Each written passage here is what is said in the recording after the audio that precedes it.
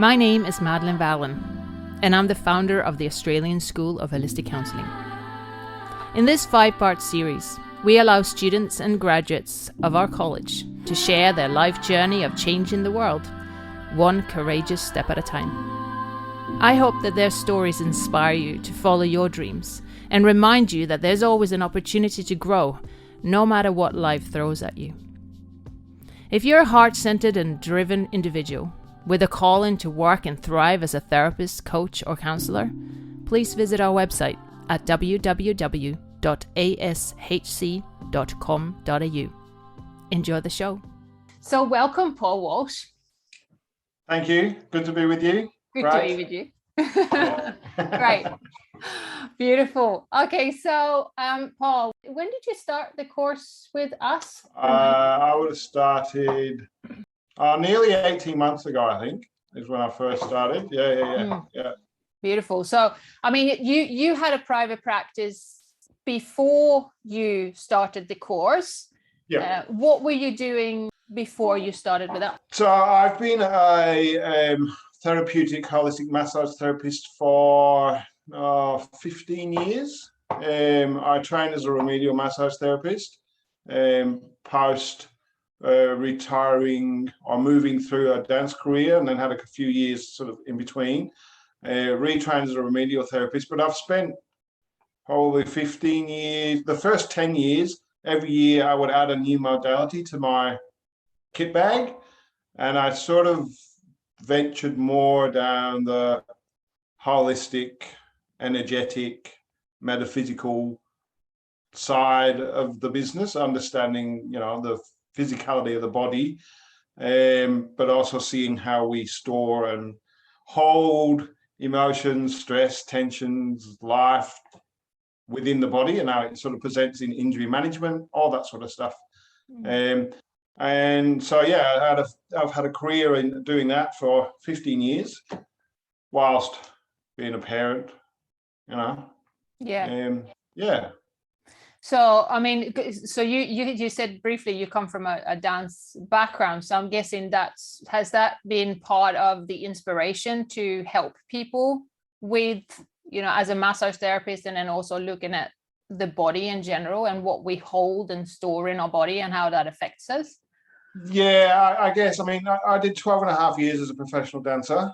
And through that time, obviously, I've been through injury. Dance was always my outlet, I guess, for being able to express deep emotions, because it was such a beautiful form for me personally to be able to use it to express those emotions through my movement, because I just found it more therapeutic to do it that way for me. Luckily, at 8 years old, I started dancing, and I followed a dance career. I was lucky enough to be able to be accepted into one of the high-end dance colleges in London at 15, and I went to ballet school, and then I had a really nice career. Started off with ballet, but moved into more contemporary just because of the pure ability to be able to be part of the choreographic process and be able to use that emotive self through my movement. Yeah.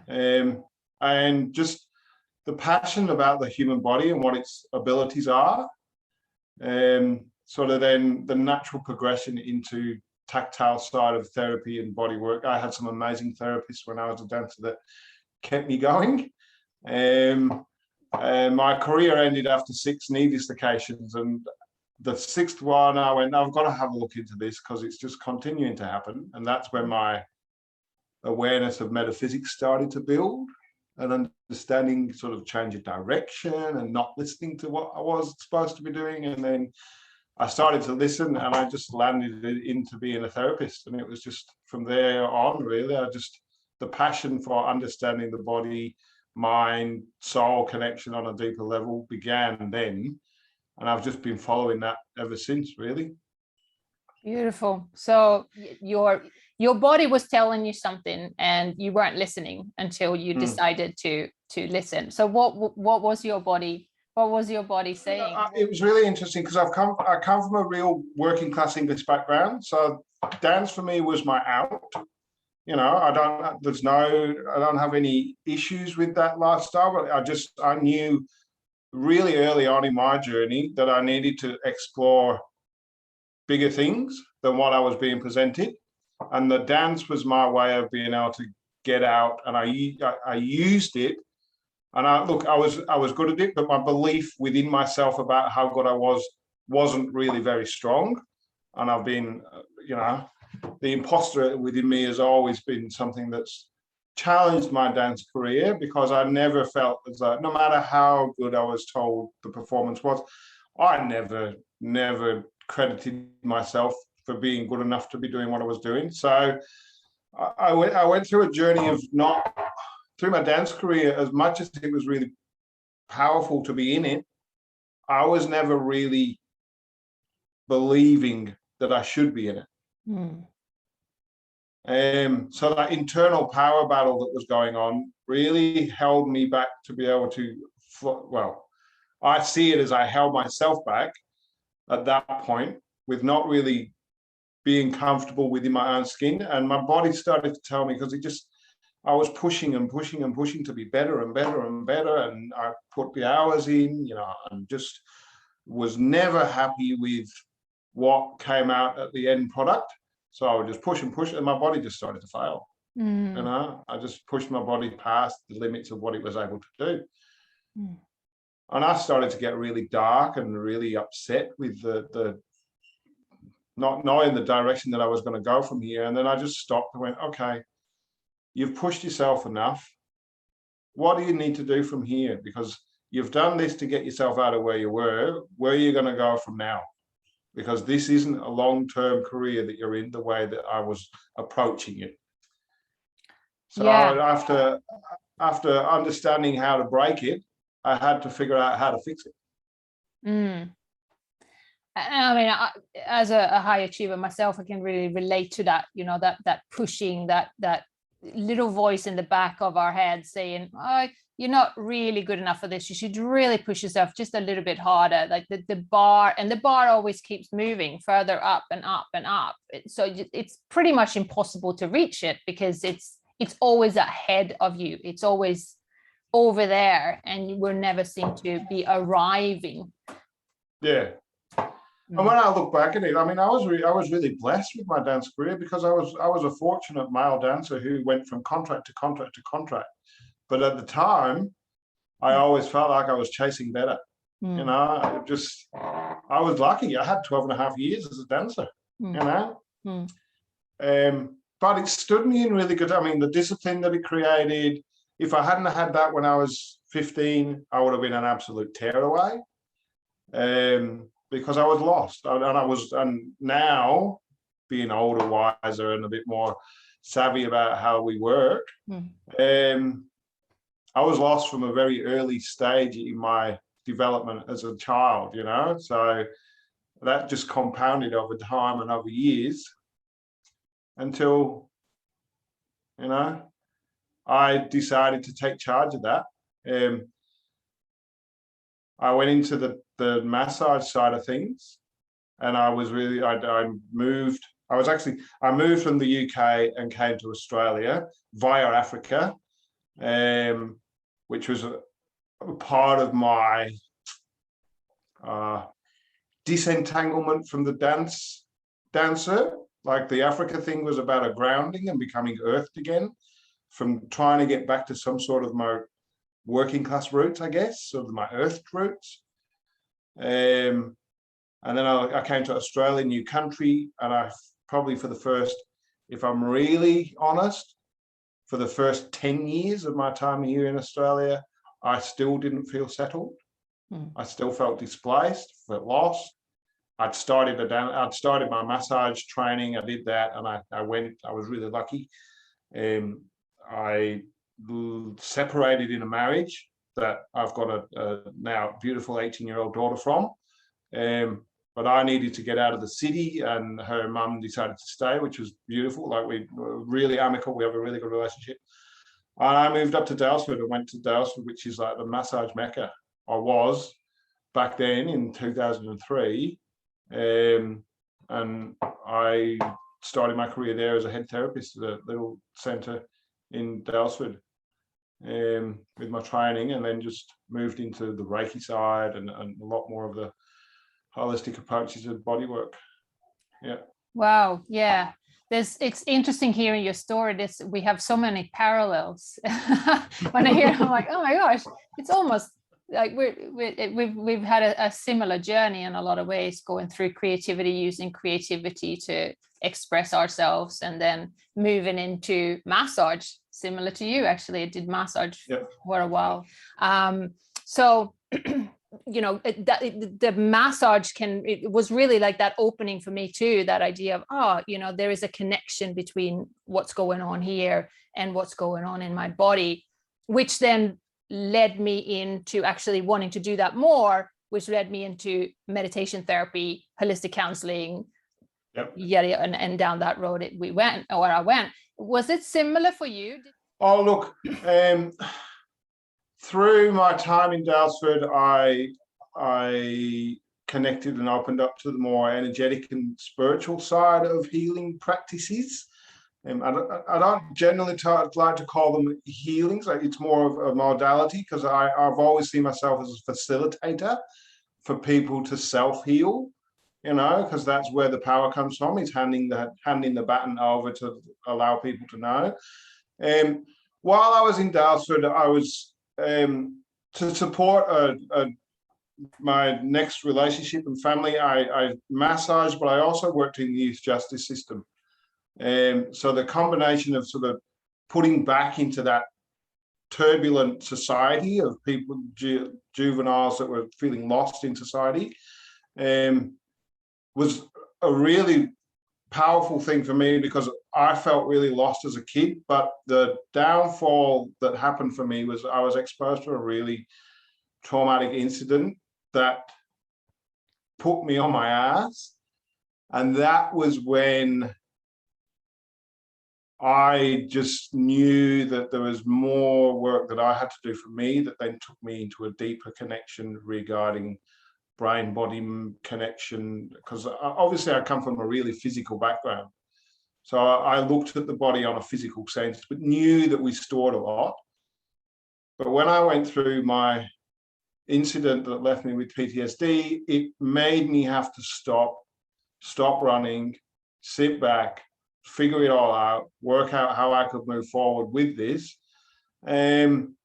And it really brought into the play for me the connection of that mind-body connection, of how we all process it. What we do on a mental level affects how we can function on a physical level. And it made me have to strip everything back. I had to strip my whole journey back and start to understand it on a much more deeper level than what I had done, but also understand my pathways of why I'd chosen the direction, and what habits and what choices I've made through my journey that have got me to this point, so that I could then go, okay, I need to get back to some sort of base here so I can move forward. Otherwise, I'm going to be stuck in this dark place for a long time. And I did reach out for help, but realistically, what got me through it was grit, determination, and courage to know that there was a better life for me on the other side of it. Yeah, it's fascinating hearing everyone's story. I mean, I hear a lot of different people's stories and the reason why they come to a place where they want to be counselors, therapists, or coaches. And very often we have a story of pain that leads us to that place. And it's not that we are in that pain currently, because I don't think we can become a good therapist or coach if we're still in that pain. We're still grieving ourselves. We have to move through it. But once we move through it, we can become really good at this profession, because we have another level of vulnerability that is, I suppose, the gift of the pain that we've had to go through. I mean, pain is just pain if we don't sit down and actually look at the teachings, you know, not until we sit down and look at it, it becomes wisdom and we can grow from it. And I find that a lot of people are the same, and it sounds like you have your story around that. So is that how you moved towards it? Sorry, is that how you decided that you wanted to help people that have dealing with those struggles as well? Well, I mean, it was the catalyst that made me sort of really stop and go, okay, if I've gone through this, I want to know more. I want to know more about how this all works so that I can then add it to my toolkit so that I can become much more of a holistic approach practitioner. But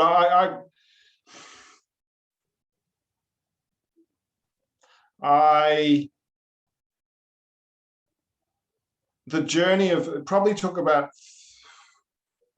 4 years post the incident for me to really find my feet again.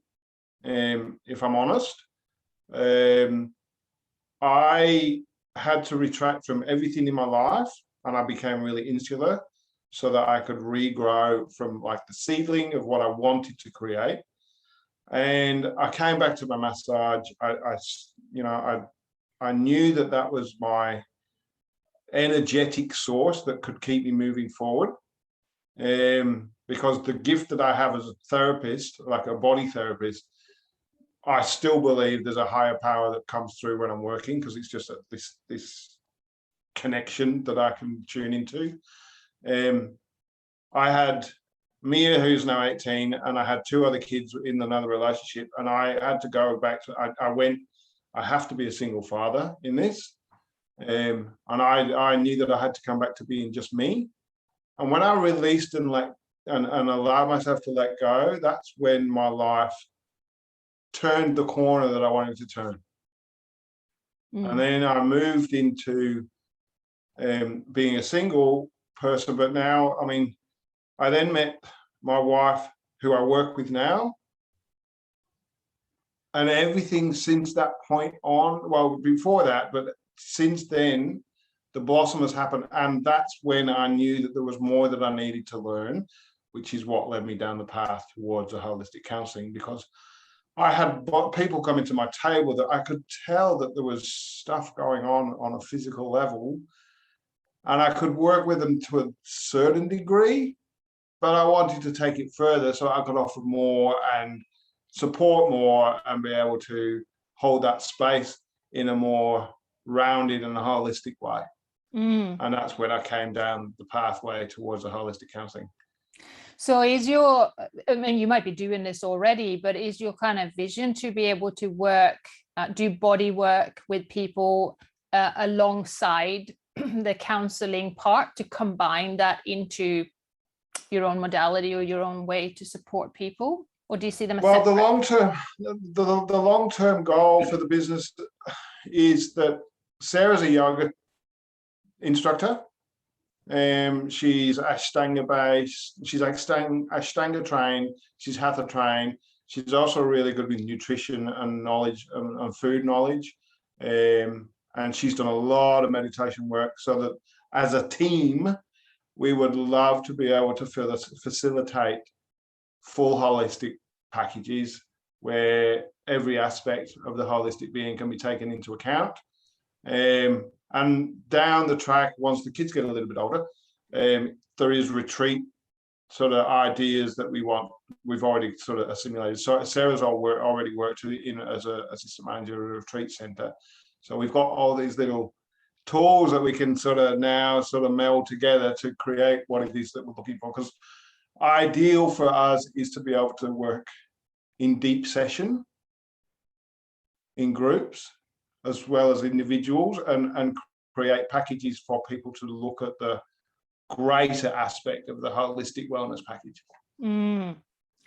Oh, that's amazing, because it sounds like it will create this real holistic approach to healing and inner growth, which and original too, because you know you're 2 powerful practitioners and you both got different talents. You're using different tools, different modalities to help somebody, which makes it really versatile, you know. So that sounds really really fascinating and really exciting. And obviously that's part of your vision of, I'm guessing you have a vision of what you wanted to create, and I'm guessing that's part of that. Yeah, I mean, as part of Gracious Flow, at the moment, I'm just offering the online stuff regarding my holistic counselling and the empowerment coaching. I'm also doing some relationship support and relationship development stuff through the Zoom platform. But our long-term goal is to have this, like we envisage having a centre that we can utilise for retreat base. At the moment, we've got a 5, a 3, and a 11-month-old. So we're also being realistic in regards to our holistic family unit and what they need at the moment. So this is where our journey is traveling towards. We are looking at offering this as we develop as a family, but also as the business develops from here. Yeah, great. And the thing is, it's great to have a vision and it's great to work towards something. But as you said, it's also good to remember what's happening right now, where I am right now, where we are right now, because at the end of the day, that is the only thing we have is this present moment. So I love the fact that you already working as a coach, you're supporting people online, you're doing all those things, because I know being a body therapist, working with actual people, seeing them physically has been a bit of a challenge at the moment as well. So, it's great that you're able to use another tool to support people, because at the end of the day, when you sort your mind out, your body benefits in so many ways, even though you can't be in the same room with somebody. Well, I think also I've probably gotten to a stage in my journey where I can see the evolution of my holistic package. And I mean, working as a body therapist, I love. It's something that I just get so much joy out of, but it's very physical on me. And I'm transitioning through that stage where I want to focus probably a little bit more on my holistic counselling and coaching side, as well as utilizing my skill set that I already have. Yeah. But yeah, the being able to offer that holistic counselling and coaching, I feel like that's where my journey is heading, more than spending as much time focused on my body work. And I just think, at the moment where we're at, it's probably more needed than ever at the minute. Yes. I mean, there's a lot of people out there, and I don't see a trend of that going downwards anytime soon. There's a lot of people needing support. There's a lot of people looking for a holistic way to get that form of support.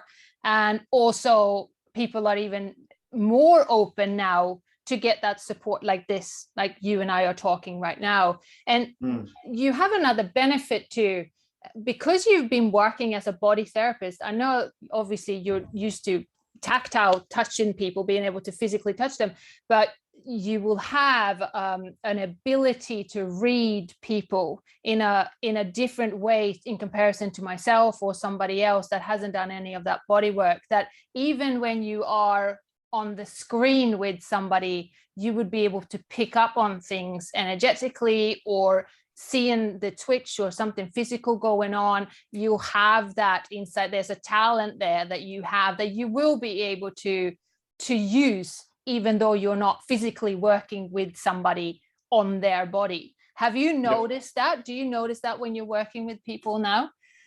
Oh yeah, I mean, Sarah actually laughs at me because I can tell what part of the body is out of line or where the issues are from walking behind somebody down the street, how they sit in the chair.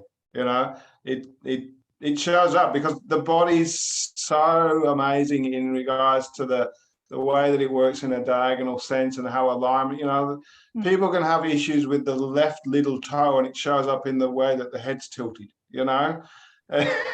So all those things, like, they do show up. And Sarah laughs at me because I can spot it a mile away sometimes.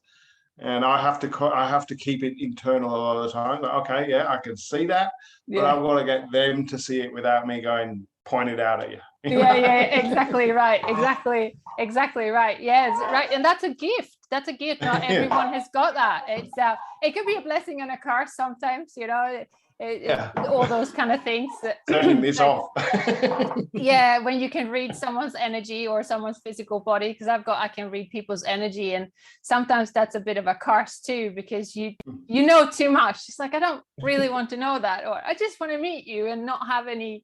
I don't want to know about all that stuff. But it is a blessing when you're working with people to be able to be that deeply connected. I mean, it is a form of intuition. I would say it's an intuitive thing that became a talent. I think we can actually fine tune that. I think every person can get to a certain level of fine tuning that.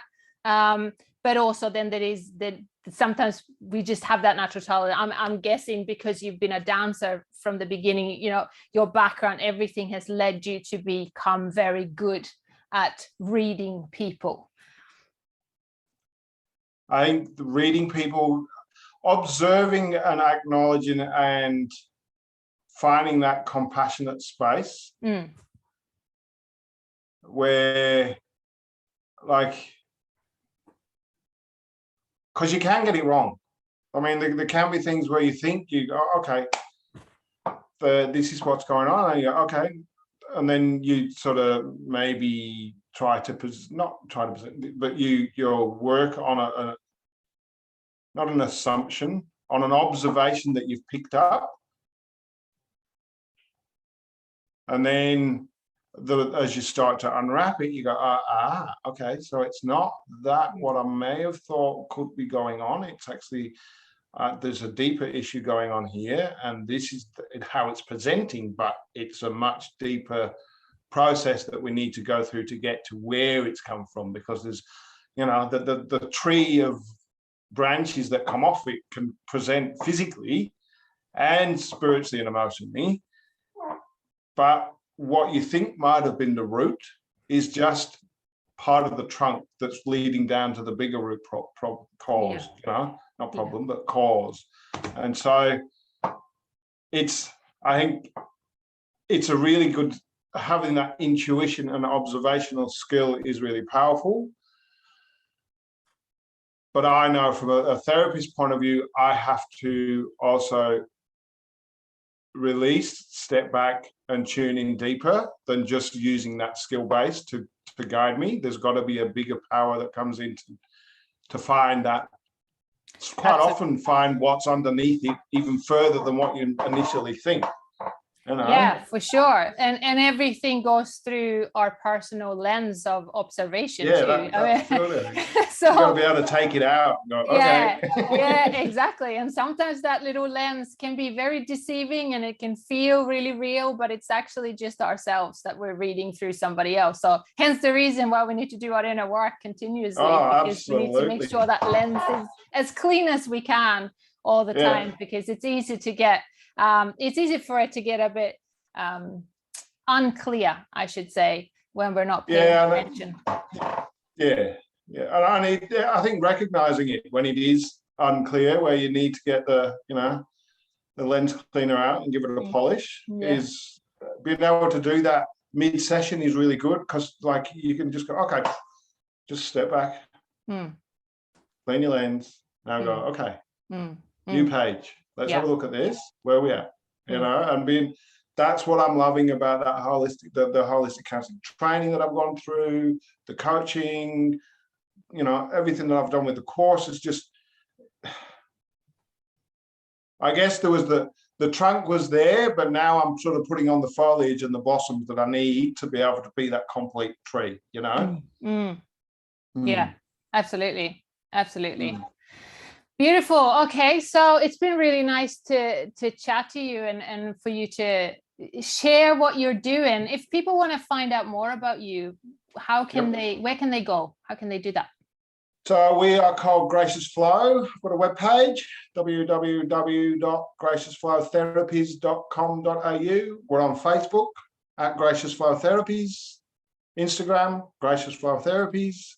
And you can email us for any information, just at graciousflowtherapies@gmail.com. Wonderful. Great. Love your work. It's great to have you in our college, and it's really inspiring to watch you grow and flourish. And I'm looking forward to seeing what's going to happen in the future and where it's going to take you as well. So thank you so much, Paul. No worries. Thank you for having me. It's been a joy talking to you. Thank you. Thank you. My name is Madelaine Vallin, and I'm the founder of the Australian School of Holistic Counselling. If you're a heart-centered and driven individual with a calling to work and thrive as a therapist, coach, or counsellor, please visit our website at www.ashc.com.au.